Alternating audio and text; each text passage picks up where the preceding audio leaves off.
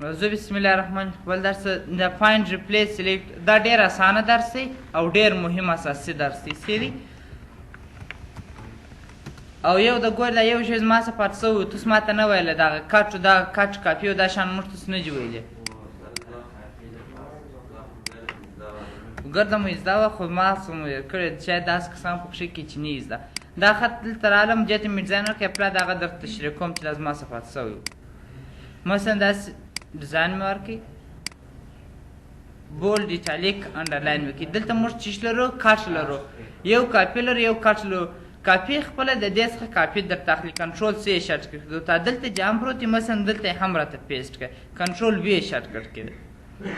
اما که ته راسې دا کټ کې د دې ځای څخه یعنې ایسته کې دا د دې ځای څخه په مکمله توګه درته ایسته کېږي کنټرول ایکس یې شارټ کټ کړي د باندې کلیک ګور درته ایستو مخکې که تا کاپي کړي هم به دلته درته پروت هم دلته اوس یوازې دغه ځای څخه تا راواستي نو پر دې ځای باندې کلیک وکړه دلته موږ چې لرو پیسټ آل لرو یعنې کیپ سورسینګ فارمټینګ د ده فارمټ راته وساته کوم فارمټ کوم ډیزاین چې ما درته ورکړی هغه ټول راته راوله اما که جوړ ویلې چې میچ فارمټینګ یوازې هغه میچ فارمټینګ راوړه میچ فارمټینګ څه مطلب دا دی چې هغه بولډ ایټالیک انډرلاین یې راوله که مې سایز ورغټ کړی یا سایز یې د مور سره راوله که مې رنګ ورکړی یا رنګ مور سره راوله اوس ګوره ما هغه ته رنګ ورکړی که زه دی باندې کلیک وکړم ګوره دی سور رنګ لري شاته هایلایټ لري بولډ ایټالیک انډرلاین دی سایز یې څو دی تقریبا 14 سایز دی زور ته هم دا ټوله مور سره راوله یوازې فارمټ راوله یوازې فارمټ درته راولي او که پر ده باندې کلیک وکړئ چې ټیکسټ اونلی یوازې خط راته راوړي بولډ ایټالیکو دا هېڅ شی نه غواړم یوازې خط درته راولي او پیسټ سپیشل بیا په خاص فارمټ سره درته پیسټوي مثلا تا دکس په شکل یې راته پیسټ کړه کله چې دکس په شکل پیسټ کړې بیا په دې کې تغییر نشي راتلی په دې کې موږ تغییر نشو راوستلی او یو په دې کې یو بل شی هم ډېر مهم دی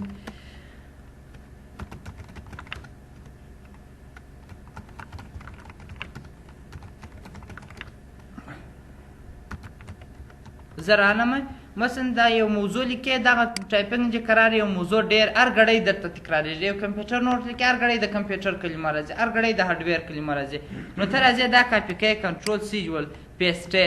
بیا راسې کندهار جي کاپي کوي کنټرول سی جول کاپي پیسټ کوي اوس تا بیرته افغانستان ته ضرورت شو باید ته افغانستان پیسټ کوې نو خو ته به بیا راځې دلته بیا کاپي کوې دا بیا وخت راڅخه غواړي مطلب په سوال سره خلاص کړي ګورې دا رقم دی دا مې ولیکله اوس مثلا افغانستان مې کاپي کوي بیا مې کندهار کاپي کوي کابل اوس اول مې افغانستان پیسټ کوي دوه مې کندهار کاپي کوي کله چې ته کندهار کاپي کوي بیا ستا د ټول عمر بیا کاپي سوی دی هر ګړی چې ته پیسټوې یوازې کندهار پیسټېږي افغانستان نه پیسټېږي نو د دې کار لپاره موږ تاسو د دا کلیپ بورډ څخه استفاده کوو دې ځای ته ورته افغانستان ته کاپي کوئ کنټرول سی دی کاپي کېږي مثلا کابل ته کاپي کوئ کاپي کېږي درته کنټرول سی اوس چې هر ولایت پیسټوې ما زه پر ده باندې کلیک کوم هغه درته پیسټېږي ضرورت یې نشته چې کنټرول وي کنټرول ووایي سیدي چارې چې پیسټوي ما زه کلیک ورکړو هغه درته پیسټېږي کلیر آل ټوله پاکه پیسټ آل ټوله راته پیسټ کوي کابل افغانستان کندهار ټوله پر یوه ځای راته پیسټ کړه دا پیسټ معنا ذخیره کول یعنې دلته ایښول دا موږ تاسو په دغه کې لا ویل دي په ورډ کې مو لا په ورډ پیج کې ما هم ویلي وو که داسې په یاد دي دلته موږ فایند لرو فایند خپله چې ته ویل کېږي پیدا کول ته ویل کېږي دي کنټرول اف یې شارټ کټ کړي ډېر اساسي دي که مثلا که تاسو په دفتر کار کوئ یا مثلا 50 نومان یا ستا سره په دفتر کې 1000 کسه دي باقي درته راسي وایي احمد راته پیدا کړه نو ته چې احمد یو کس ورته پیدا کوې زور غواړي چې موږ پیدا کوو نو هغه بیا موږ د فایند څخه استفاده کوو کنټرول اف یې شارټ کټ کړي پر فایند باندې کلیک وکړه دلته درته وایي څوک پیدا کوې زه ورته ته پیدا کړي ما ته ویډیو پیدا کړه VIDEO دی ما ته وایي ویډیو نشته پکښې کې ولې نشته ځکه چې دلته دغه ویډیو چې ده دا ایس نه لري ما دلته ایس ورکړي زه ورته هم یوازې ویډیو ورته پیدا کړم اوکې که دا دی وایي یو په دغه دلته ګورئ دغه موږ ته چې راته ښیي په دې ځای کې 3 ټیبه راته ښیي ریزلټ 1 اف 4 څلور ریزلټ یې درته ښولي یعنې په څلور پاراګراف دغه ځای کې څلور یو په دغه جمله کې دی دلته بل په دغه جمله کې دی بل په دې جمله کې دی دلته او بل په دې جمله کې دی دی درته پیدا کوي یعنې ویډیو په دغه پاراګراف کې دا د څلور واره تکرار شوی دی او دوم څلور ریزلټ درته ښودل که چیرې صفحې ډېرې یعنې 15 صفحې په صفحو راته ویښوي بیا داسې صفحې دا کس په شکل شي او که چیرې هیډینګونه جوړ کړي یعنې عنوانونه جوړ کړي دا هیډینګ جوړ کړي نو بیا دی تا ته هغه هیډینګونه دلته درته ښیي چې دا هیډینګونه تا په اپلای کړي نو موږ ته کار دغه سره دی سیدي ویډیو سره دی مثلا تا ویډیو راته پیدا کړه دی وایي دغه څلور ریزلټ دي ته کولی شې دې په واسطه سره اولي کار ته راسې دویم اخري او دې ته ولاړ شې سیدي یعنې دا ډېر اسان دی یو نوم راته پیدا کړه کنټرول یې په شرټکټ کې دي څوک پیدا کړې مثلا په دې کې ورته خان راته پیدا کړه دی وایي خان نشته راسره ځکه چې موږ ته دلته د خان نوم نه لرو او مثلا تا کندهار راته پیدا کړه دی کندهار هم نه پیدا کوي خو دا دې لیکل دي په دې خاطر چې دلته سپیلینګ غلط دی او ورته ګورې دا سپیلینګ څه کوي او اوس ورته کندهار راته پیدا کړه اوکې کوئ دا دی کندهار چې درته پیدا کړي او بل په دې ځای کې موږ چې لرو ریپلیس لرو ریپلیس یو نوم په بل نوم درته بدلوي کنټرول ایچ یې شارټکټ کې ده پر ده باندې کلیک وکړه ورته په دا ځای کې وګوره که چیرې ما ویډیو لیکلي ویډیو په څه راته واړه په ایډیو راته واړو VIDEO دا په چی درته واړو مثلا دا په کندهار راته واړو یا په افغان یې راته واړو هره جمله چې تاسو ورکوئ په هغې درته اړي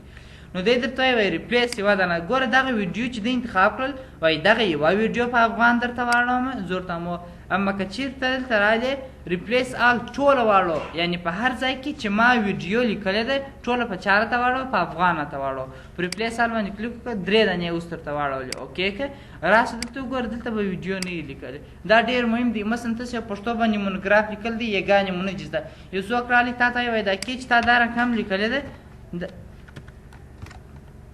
دا رقم نه لیکل کېږي وایي دا رقم دوه ټکي غواړي دا یې نو بهتره ځای دا خو نو سربسته کتاب دی منځ 10,000 دانې کېږانې راغلي دا نو ته څنګه اصلاح کوې پر یو پسې ګورې زه غواړی وای نو موږ ته سره زه کنټرول ایچ پرېسوو دلته ورته کې دا رقم لیکلی دی هغه ته په چې راته واړو په کې واړو خو هغه دوه ټکي ورسره ورکړه سیدي هغه دلته ماز ورته ولیکي دوه ټکي ورکړه ریپلیس آل یې یعنې ټوله کېنیو چې هر ځای کې ما دا رقم غلطه لیکل دی ټوله په دې راته واړو ډن اوکې که ګورې دا زه په پښتو کې درته واړوم یې پله مثلا دا یو دغه زره خلاصوم مکتوب زره خلاصوم په دې کې مثلا ګورې دلته دا کې خو دغه رقم لیکل کېږي اوه خو دغه رقم چې د مثلا په دغه کې چې بیا لیکې دغه مرکزي لهجه کې په مرکزي لهجه کې څه رقم لیکل کېږي دا سر پر سر ټکي غواړي نو زه ورته وایم اوس چې زه مرکزي لهجې ته استم زه ورته بیا دا رقم مو ورکړو دغه کې چې دغه رقم دا ټکي څنګ پر څنګ لري دا په لوړ ټکي ورکړه د انتخاب که دې ځای ته راسه که انتخاب کې که نه که انتخاب دا خبره سیدي بیا په ریپلیس کې بیا لیکل نه در څه غواړي زه ورته په کومه کې واړو چې دا ټکي سر پر سر ولري ریپلیس آل ټول راته واړو د 14 ثانیې درته واړولې 15 اوکې که راسه اوس ګوره دا کې دا هغه رقم وشي ده بیا بل ځای ګوره دا کې هم دا وشي ده بل ځای کې پسې ګوري یعنې په هر ځای ګوره دا کې هم دا وشي په هر ځای کې چې دا کې لیکلي ټول هغه رقم ګوره دلته هم دا وشي ده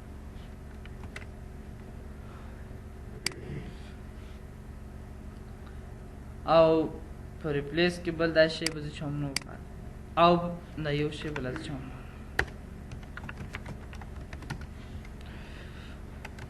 کنټرول ایچ دلته موږ څه لرو په دې دلته نو بل دا شی نشته یو ګوټ لرو ګوټ هلته نشته ګوټ باندې دا خو هغه فایند دی دا ریپلیس شو دا ګوټ ولاړ څه چیرې ولاړ څه مثلا دا صفحې مې 10 صفحې خط چې لیکلي دي په دا لوی صفحو کې مثلا ته ورته چې 5مې صفحې ته ولاړ سه یا 3مې صفحې ته ولاړ سه موږ د ګوټ څخه استفاده کوو کنټرول جي یې شارټکټ کې ده پر ده باندې کلیک وکړه یا کنټرول جي پریس کړه دی وایي ګوټو چیش ته ولاړ سم پیج صفحې ته ولاړ سه 3مې صفحې ته ولاړ سه پر ګوټو کلیک وکړه 3مې صفحې ته یې درته راغله زه ورته یم یا 4مې صفحې یا اولې صفحې ته ولاړ سه ګوټو اوله صفحه او دلته دا سیکشن و بوک مارک و فوټ نوټ و کمنټ دا شان موږ تاسو نه دي ویلي دا موږ تاسو وروسته وایي ګوره دا انډ نوټ فوټ نوټ دا شان ټول دلته راځي ګورئ دا مو فوټ نوټ دی دا مو انډ نوټ دی دغه مو اکویشن دی چې اکویشن دلته وایي څه دی دا مو بوک مارک دی چې وایي یعنې دا شان موږ تاسو در اوسه نه دي ویلي دغه مو سیکشن دی چې باید د خیر سره چې ورته راورسېږي دلته یې وایي څه دی و هغه چې نوم یا یو لغات یا بل شی په یوه نوم په بل نوم اړی بیا د ریپلیس ښه استفاده کوو کنټرول ایچ او دلته مثلا لاین ولاړ سه جملې ته ولاړ سه څومې جملې ته ولاړ سه مثلا زه ورته هم 6مې جملې ته ولاړ سه کلیک ور وکړه دی 6مې جملې ته اجراولي ګوره 6مه جمله ګوره دا اینډ سایډر انتخاب کړی دی راس وی ګوره چې دغه 6مه جمله ده که نه درته ګوره اوله 2مه 3مه 4مه 5مه 6مه جمله نو هر څو جملې ته زیات ته دی کولی شي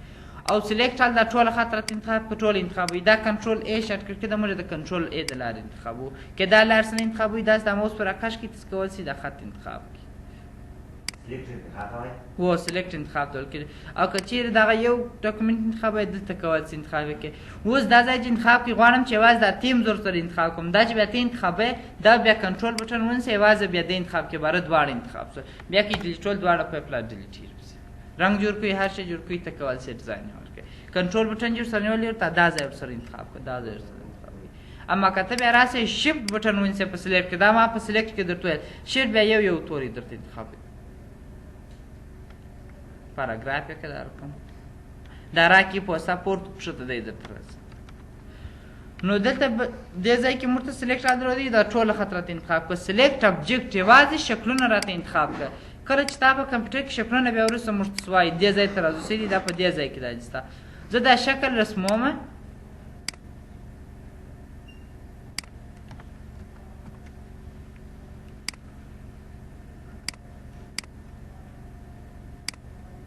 دا شکلونه مې انتخاب کړله اوس کله زه خط انتخابوم خو ټوله ماته انتخاب سي اما که ته راسې دلته یوازې دا خط انتخابوې دا رقم دی درته انتخابېږي یعنې غیر منظم ټوله شکلونه انتخابېږي هم شکل انتخابېږي هم خط ته غواړې چې یوازې دا خط د شکلونه انتخاب سي نو دې ځای ته راسه سلیکټ ابجکټ یوازې شکلونه انتخاب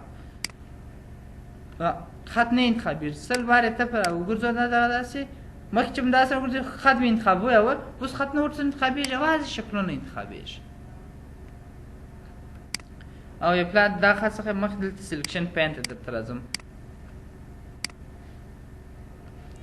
پر دې ځای باندې کلیک وکړئ دې ته سلیکشن پین ویل کېږي دا هغه شکلونه چې ستا سره په کمپیوټر کې تا اډ کړي ورته دلته یې درته ښیي ورته هاید آل ټوله شکلونه راته پټ کړه شو آل ټوله راته ښکاره کړه کله چې ته هاید کې که دا ټیک مارک ورکړې دلته هغه یو یو شکل درته ښیي خپله او دا خپله ریارډر دی برینګ ټو فرونټ سین ټو باک دغه درس موږ ته په دې ځای کې بیا دا دی وایي دخیل صحیح دا ته موږ ته سره روان ګور دا دي ستا پکښې کې برینګ فارورډ برینګ ټو فرونټ برینګ ان فرنټ اف ټیکسټ ګورې دا شان ټول لرو ګور دا که زه جیلر څخه راوړم هم دا دي ماته راځي خو ما در ټول بیا یې وایي دلته راځي دا شان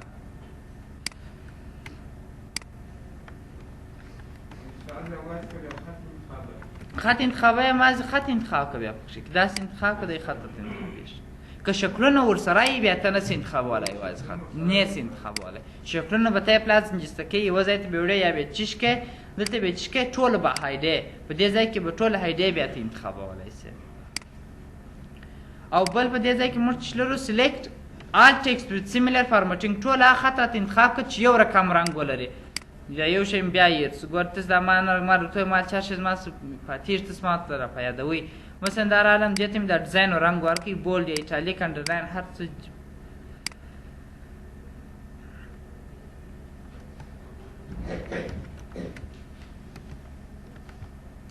زه بیا دا هدایت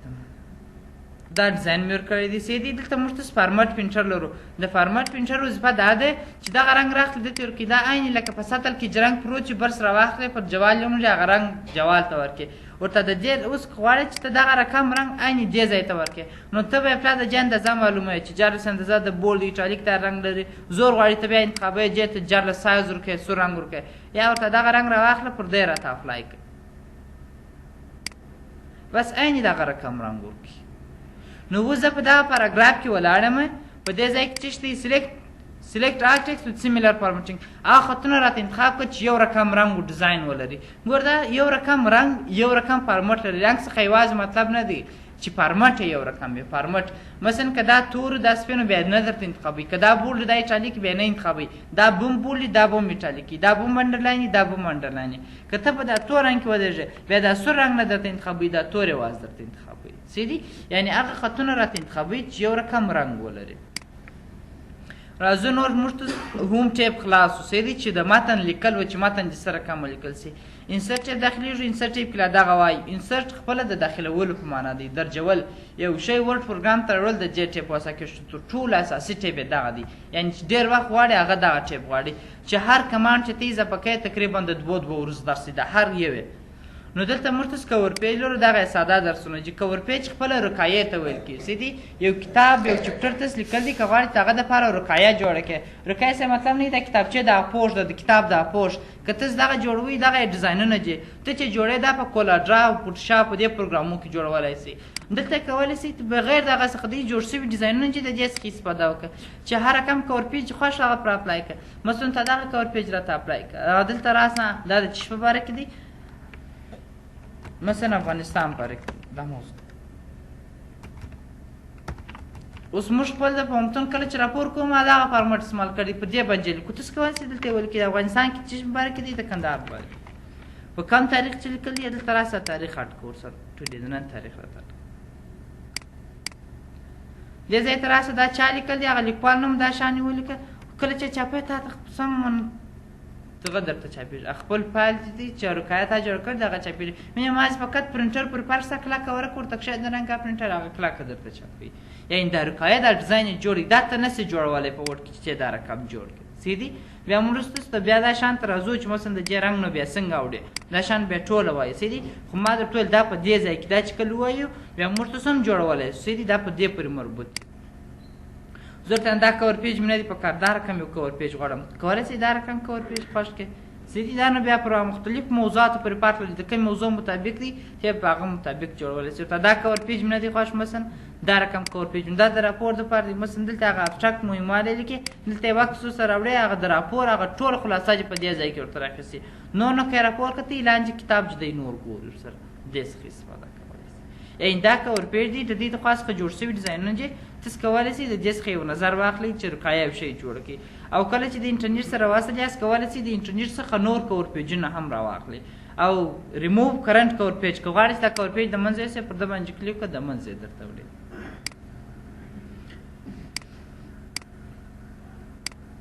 او دلته موږ لرو سیف سلیکشن ټو کور پیج ګیلري که غواړم چې دا په کور پیج ګیلري کې ساکم دا څه کار ته کوي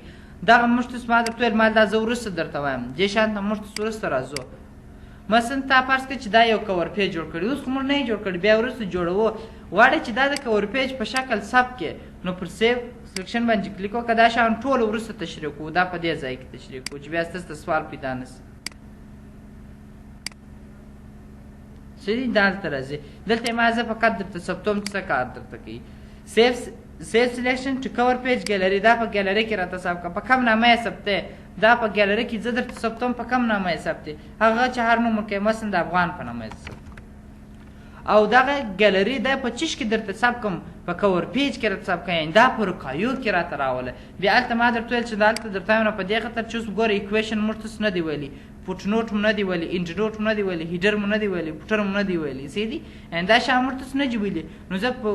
کور پیج انتخابوم ځکه چې هغه موضوع بیا دلته درته وایم چې دا چیش دي سیدي یعنې دا په کور پیج کې راته ثبت کړئ دا کومه برخه د ریپورټ دی بلټن دی جنرل دی چیش دی زه ورته هم یا کریټ صاحب خپله خوښه جوړوم خو ځکه چې موږ خپله جوړ کړي د چیش دپاره جوړی د کور دپاره جوړوم اوکې که دا کور دی کول چې نور معلومات یې ورکړي هغه دا شان بیا وروسته راځي سي تشریح کوو سیو یې کړئ اوس چې کله ته غواړئ چې مثلا نوې صفحه چې راخلاصه کړي یا غواړئ چې خپل دغه راخلاص کړې دې ځای ته وګوره په دې ځای کې هغه ستا فایل به درته پروت دا دی د افغان په نامه جوړ کړی دی کور پیج هغه درته راخلاصېږي په دې کې تاسو دونه زده کوئ چې ما یو صفحه څنګه یو کور پیج څنګه راته راخلاصېږي دا کور پیج دی او بل بلانک پیج خالي صفحه ور اضافه کړه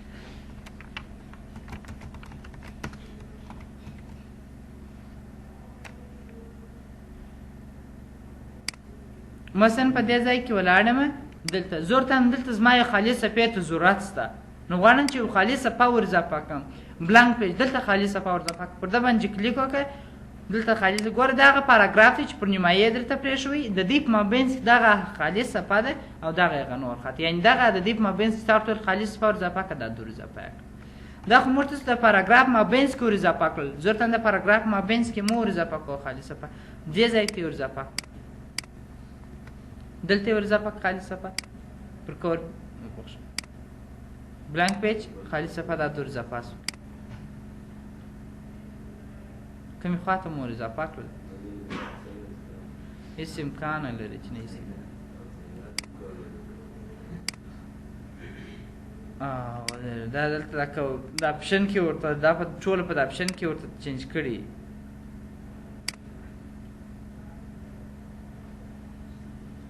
اوکې نو ته کله چې په دې باندې کلیک وکړي بس په اتومات ډول خالي صفحه ور اضافه کړي. یو پیج بریک دی، پیج بریک یې بیا پر دوه برخو درته ویشي، دا صفحه درته ماتي. که ته بلانک پیج اضافه کړي ګوره خالي صفحه ور اضافه کړي، دا خالي صفحه ده صحیح او دا هم هغه بله خالي صفحه ده چې ور اضافه یې کړل، یعنې موږ یې خالي صفحه ور اضافه کړل. که ته پیج بریک کې پیج بریک یې بیا پر دوه برخو درته ویشي، دا صفحه پر دوه برخو راته ویشي، فقط پر دوه برخو یې درته ویشي. هغه موضوع ته دلته لیکلي او دا دومې صفحې ته یې درته راوړي. یا خالي صفحه نه عمومي هره صفحه چې ته پر دوه برخو ویشې، یعنې مثلا دا پاراګراف یې دلته لیکل دی، دا نور نه غواړم چې د جې دا ماجي دا چې په بله صفحه کې راته ولیکل سي. پر پیج بریک باندې کلیک وکړه هغه بلې صفحې ته درته وړي. دا تاسو داسې هم کولی سئ چې بس انټر وي په انټر یې ټاکئ. خو پیج بریک دا صفحه پر دوه برخو ته دا خط چې ما دلته لیکلی دا دومې صفحې ته یا دومې صفحې ته وړي. اما که جوړ ویلې چې بلانک پیج د دې ترمنځ باید فرق وکړي، دا بلانک پیج که ته کلیک وکړې دا پاراګراف هم په دا ځای کې پاتې دا بل پاراګراف په بلې صفحې ته لاړ سي، په مابینځ کې به یوه خالي صفحه راسي. بلانک پیج اوکې اوس ګوره دا خو هغه پاراګراف پر خپل ځای پاتې سو، دا په مابینځ کې خالي صفحه سوله او هغه بل پاراګراف. دغه د دې دوو ترمنځ فرق دی. د نن درس مو همدومره و بس نو.